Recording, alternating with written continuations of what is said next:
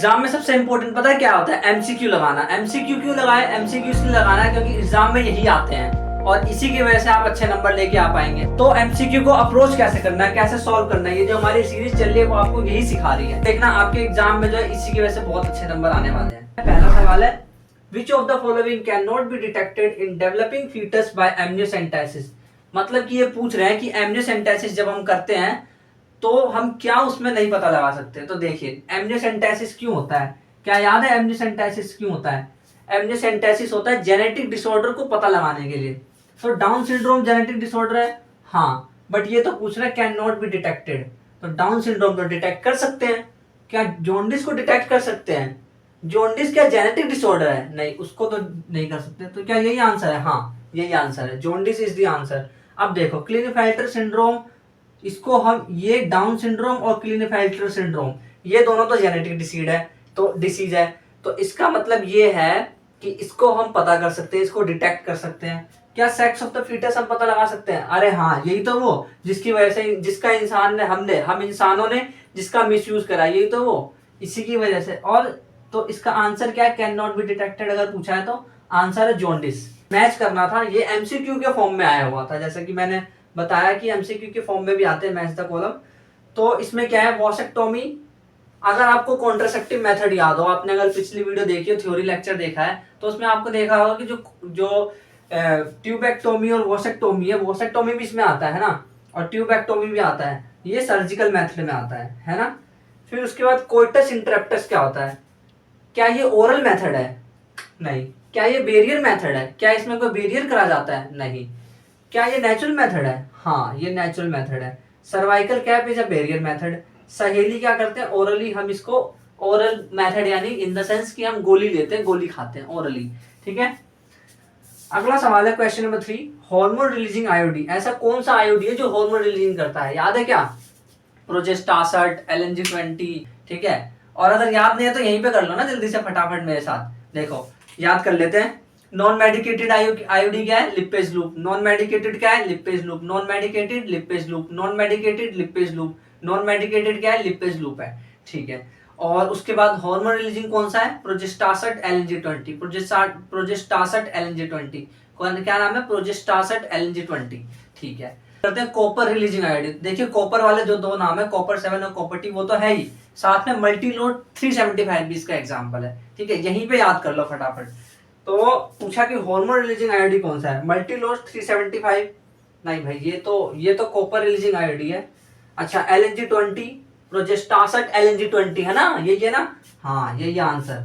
Copper T, copper 7, क्या ये तीनों कॉपर रिलीजिंग आईओडी है? हाँ। क्वेश्चन नंबर 4 है, विच इज इनकरेक्ट, यानी गलत कौन सा है रिगार्डिंग वॉसेक्टोमी। अब वॉसेक्टोमी क्या होता है पहले ये बताओ मुझे। वॉसेक्टोमी कहीं वो तो नहीं है, सर्जिकल मेथड में तो नहीं आता कहीं है? हाँ, तो सर्जिकल मेथड में आता है। सर्जिकल मेथड में दो चीजें आती है, वॉसेक्टोमी और ट्यूबेक्टोमी।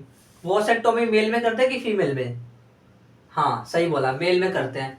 तो वॉसेक्टोमी जो है मेल में किया जाता है। तो इसके रिगार्डिंग क्या गलत है ये देखना है। ऑप्शन ए में नो स्पर्म अकर इन सेमाइनल फ्लूइड, हाँ ये तो सही बात है, क्योंकि सेमाइनल फ्लूइड में, सेमाइनल फ्लूइड मतलब क्या, अगर आपको स्ट्रक्चर याद हो थोड़ा बहुत भी, तो ऐसे करके जो स्ट्रक्चर आती है, ये वॉश डिफरेंस होता है यहाँ पे, और यहाँ से जो है इससे सेमाइनल वेसिकल फ्यूज करती है, और ये फिर इजैकुलेटरी डक्ट बनता है। अगर आपको याद हो तो सेमिनल वेसिकल फ्यूज करते ही इजैकुलेटरी डक्ट बनता है इसकी वजह से, है ना। ये स्ट्रक्चर आपको याद होनी चाहिए तभी काम हो पाएगा। तो अगर मान लो मैंने इसको कट कर दिया, अगर मैंने इसको ही कट कर दिया, तो बताइए आगे जो है, आगे सेमिनल वो स्पर्म जा पाएगा? स्पर्म आगे जा पाएगा? नहीं। पर सेमिनल फ्लूइड तो होगा, स्पर्म जा रहा है, यहाँ से स्पर्म जा रहा है, बट इसके आगे तो जा ही नहीं पा रहा है, बस यहीं तक जा रहा है। इसके आगे बस सेमिनल फ्लूइड तो बन रहा है, तो सेमिनल फ्लूइड होगा लेकिन उसमें स्पर्म नहीं होगा। तो सही तो है कि नो स्पर्म, स्पर्म नहीं है सेमिनल फ्लूइड में, सही बात है। लेकिन उन्होंने इनकरेक्ट पूछा है।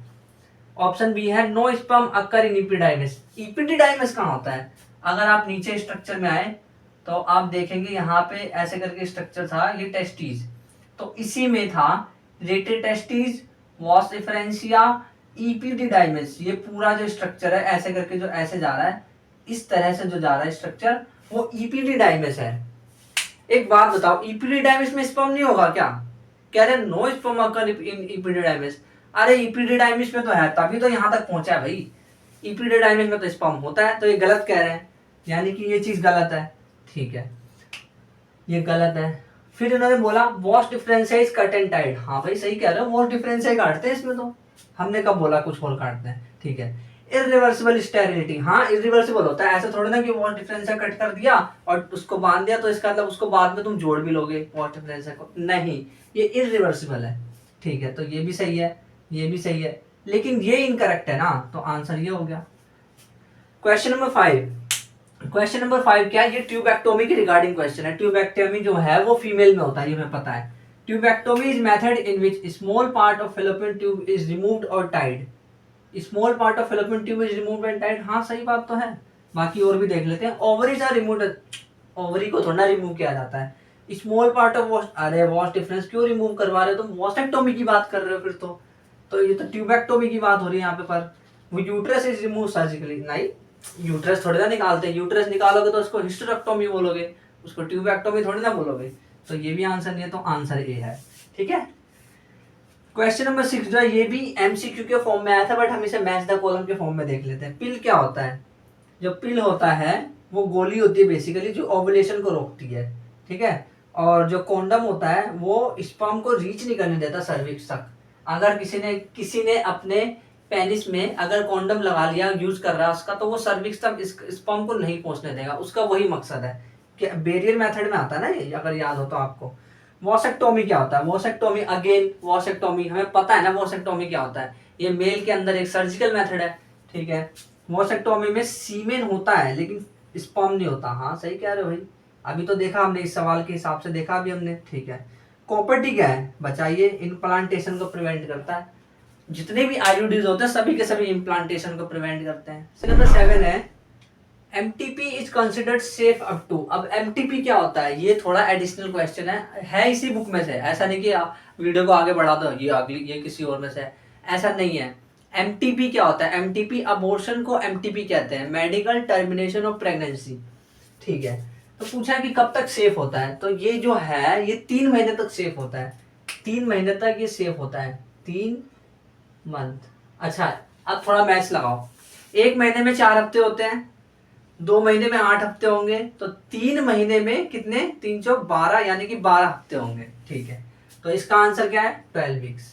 ठीक है, तो क्वेश्चन नंबर 8 है most important component of oral contraceptive. Oral contraceptive यानी जितनी भी गोली हम खाते हैं उसका मोस्ट इंपोर्टेंट कंपोनेंट क्या होता है, प्रोजेस्टेरोन, सिंपल, थायरोक्सिन थोड़ी ना होता है, एलएच भी नहीं होता, ग्रोथ हार्मोन भी नहीं होता, प्रोजेस्टेरोन इज मेन कंपोनेंट। ठीक है, ये बात आपको याद रखनी है।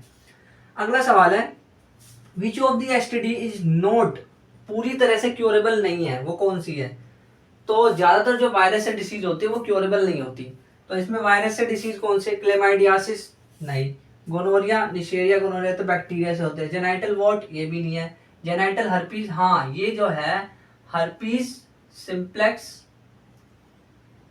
ये हर्पीज सिंप्लेक्स वायरस से होती है। और अगर हम बात करें ये हर्पीज सिंप्लेक्स वायरस से होती है, तो इसका आंसर हो गया डी। अगला ये मैच है जो कि ये एमसीक्यू के फॉर्म में ही आया था, मैं आपके लिए एक मैचिंग भी ले ले रहा हूँ ताकि आपको ना पूरा का पूरा चैप्टर कवर होने में आसानी हो, इसीलिए। ठीक है, तो गोनोरिया जो है निशेरिया गोनोरिया बैक्टीरिया से होता है, निशेरिया ये रहा। सिफिलिस जो है वो ट्रेपोनोमा पैलिडम स्पाइरोचेट बैक्टीरिया से होता है, सॉरी ये नहीं है इसका आंसर। सिफिलिस जो है वो ट्रेपोनोमा पैलिडम से होता है, जो स्पाइरोचेट बैक्टीरिया होता है। अब स्पाइरोचेट मतलब क्या होता है, ऐसे ऐसे ऐसे स्प्रिंग की तरह होता है ये बैक्टीरिया, आपने देखा होगा बचपन में स्प्रिंग से खेला होगा, वो वाला स्प्रिंग वैसा दिखता है वो बैक्टीरिया। जेनाइटल वॉट जो है वो ह्यूमन पैपिलोमा वायरस से होता है, genital what human papilloma virus से होता है। एड्स जो है वो एचआईवी जो होता है ह्यूमन इम्यूनोडेफिशिएंसी वायरस, उसकी वजह से एड्स होता है, एचआईवी की वजह से, एचआईवी वायरस की वजह से एड्स होता है। क्वेश्चन नंबर 11 है full form of GIFT. GIFT की फुल फॉर्म क्या होती है, गिफ्ट इज नॉट की happy birthday to you gift, वो वाला नहीं। तो गिफ्ट क्या होता है, हमने फुल फॉर्म सारी की सारी पढ़ी हुई है, तो उस फुल फॉर्म्स में हमने बहुत सारी जो फुल फॉर्म पढ़ी थी उसके फुल फॉर्म देखे थे उस फुल फॉर्म में फुल फॉर्म देखे थे, तो उसको हमने याद करने की कोशिश करी थी और समझने की कोशिश भी करी थी। तो देखते हैं कि क्या फुल फॉर्म है, रिकॉल करते हैं। बोला है gamete internal fertilization and transfer, नहीं गलत, जर्म सेल इंटरनल फिलप नहीं यार, ऐसा कुछ नहीं है। गैमेट इंसेमिनेटेड क्यों बोल रहे हो? फेलोपियन ट्रांसफर तो ठीक है। गैमेट इंट्रा फेलोपियन ट्रांसफर, हाँ यही है आंसर, एकदम सही है। ठीक है, तो अगर आपको नहीं समझ आ रहा तो आप उस वीडियो में जाकर के थ्योरी वाले लेक्चर में फुल फॉर्म देख सकते हैं। ठीक है, अगला क्वेश्चन है आर्टिफिशियल इंसेमाइनेशन क्या होता है, इसका मतलब क्या होता है? पहले हम रिकॉल करते हैं क्या होता है। आर्टिफिशियल इंसेमाइनेशन यानी आर्टिफिशियली वेजाइना में इंसेमिनेट करना, यानी कि सीमेन को रखना। अब देखते हैं क्या ऑप्शंस है। ऑप्शंस है, नीचे से देखें इस बार ऑप्शंस। ठीक है, transfer of sperm of husband, husband जरूरी है हस्बैंड, अगर हस्बैंड में स्पर्म हो ही ना तो सफिशिएंट अमाउंट ऑफ स्पर्म, अगर हस्बैंड में ना हो तब तो husband is not the answer. ठीक है, transfer of sperm of healthy donor, हाँ हाँ ठीक है। टेस्ट ट्यूब कंटेनिंग ओवा, भाई टेस्ट ट्यूब में क्यों रख रहे हो? टेस्ट ट्यूब में ही तो नहीं रखना, तो ये गलत हो गया, टेस्ट ट्यूब कंटेनिंग ओवा। बी बोला है introduction of sperm of healthy donor into ovary में स्पर्म डालोगे, ये क्या बात कर रहे हो? ऐसा तो हमने पढ़ा ही नहीं कोई भी इन आर्टिफिशियल इंसेमिनेशन में। हाँ, आर्टिफिशियल इंट्रोडक्शन करो स्पर्म का, कहाँ? हेल्दी डोनर का, कहाँ? वेजाइना के अंदर। हाँ ये तो सही है, यही तो पढ़ा है हमने, एकदम सही है। ठीक है, क्वेश्चन नंबर 13 क्या है? क्वेश्चन नंबर 13 है इन केस ऑफ कपल, अगर कपल में लो स्पर्म काउंट हो, आप इसको डायरेक्ट याद भी रख सकते हैं, तो फर्टिलाइजेशन मेथड क्या अडॉप्ट करा जाएगा? Artificial insemination. ठीक है, गैमेट इंट्रासाइटोप्लाज्मिक फिलामेंट, ऐसी तो कोई टेक्निक ही नहीं है। आईसीएसआई इंट्रासाइटोप्लाज्मिक स्पर्म इंजेक्शन, भाई स्पर्म भी तो सफिशिएंट नहीं है, तो क्यों तुम स्पर्म को साइटोप्लाज्म में ट्रांसफर कर रहे हो? वेरी लो स्पर्म काउंट लिखा है यहाँ पे, तो जब स्पर्म काउंट वेरी लो है यानी लो है, जब बहुत कम है, तो भाई आर्टिफिशियल इंसेमिनेशन तो कराओगे, स्पर्म है ही नहीं। अच्छा, आईयूटी इंट्रा यूट्राइन ट्रांसफर, क्या इंट्रा यूट्राइन ट्रांसफर, क्या ट्रांसफर करोगे? स्पर्म है कोई सफिशिएंट? नहीं, तो क्या ट्रांसफर करोगे? तो ए इज द आंसर, यानी कि आर्टिफिशियल इंसेमिनेशन। क्वेश्चन नंबर 14 है the stage transferred into the uterus after induced fertilization of ovum in laboratory, मतलब कि पूछा जा रहा है कि ऐसा वो कौन सा स्टेज है जिसको ट्रांसफर किया जाता है यूट्रस में आफ्टर इंड्यूस फर्टिलाइजेशन, फर्टिलाइजेशन को इंड्यूस करने के बाद।